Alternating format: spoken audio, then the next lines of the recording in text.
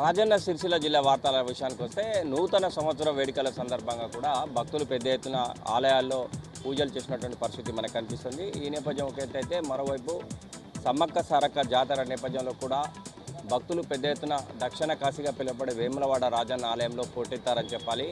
ఎందుకంటే తెలంగాణ కుంభమేళ అయినటువంటి ఈ సమ్మక్క సారక్క జాతరకు ముందుగా రాజరాజేశ్వరిని దర్శించుకునే ఆనవాయితీ ఉన్న నేపథ్యంలో ప్రతి ఒక్క భక్తులు కూడా ఇటు దక్షిణ కాశీగా పిలువ వేములవాడ రాజన్నని దర్శించుకుంటారు. ఆ తదనంతరం మాత్రమే సమ్మక్క సారక్క జాతరకు వెళ్తూ ఉంటారు. ఇంకోవైపు చూసుకుంటే ఇటు నూతన సంవత్సరం ఓవైపు మరోవైపు రెగ్యులర్గా ఇటు రాజన్న ఆలయానికి ఎప్పుడు కూడా భక్తులు పెద్ద ఎత్తున తరలి వస్తుంటారు. ఇంకోవైపు సమ్మక్క సారక్క జాతర ఇవన్నీ కూడా ఉన్న నేపథ్యంలో భక్తులు పెద్ద ఎత్తున తరలి వస్తున్న నేపథ్యం అయితే మనకు స్పష్టంగా కనిపిస్తుంది.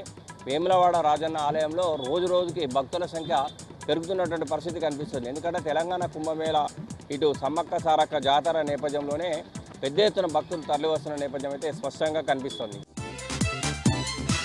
ఇంకోవైపు ఇటు కరీంనగర్ జిల్లా వార్తల విషయానికి వస్తే వెదురుగట్ట మరి బహదూర్ ఖాన్పేట ఇది కరీంనగర్ మండలం సంబంధించినటువంటిది. అంటే గత 4 రోజుల నేపథ్యంలో ఒక రైతు సంబంధించి ఆ పొలంలో పులి అడుగులను ఫారెస్ట్ అధికారులు కూడా గుర్తించారు. గుర్తించడమే కాదు అది తప్పకుండా పులి అడుగులే అని చెప్పి తేల్చినటువంటి నేపథ్యం.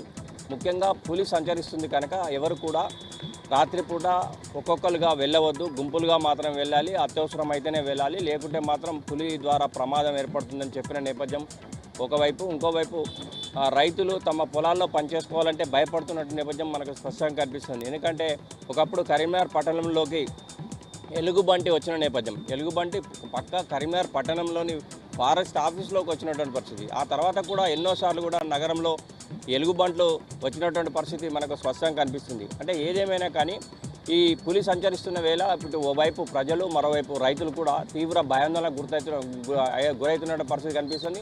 అంటే మొత్తం మీద అయితే ఫారెస్ట్ అధికారులు మాత్రం అంటే ఇండివిజువల్గా ఎవరు పోవద్దు, గుంపులుగా పోవాలని చెప్తున్న నేపథ్యం కనిపిస్తుంది. అంటే గత 2 రోజుల నుంచి కూడా ఇటు బహదూర్ ఖాన్పేట వేరుగట్ట కాకుండా ఇప్పుడు మాత్రం ప్రస్తుతం మనకు రుక్మాపూర్లో కూడా కనిపిస్తుందని చెప్పి బీహార్ కూలీలు చెప్తున్నట్టుగా తెలుస్తుంది. ఎందుకంటే వాళ్ళు బీహార్ కూలీలు అక్కడ పనిచేస్తూ ఉంటారు.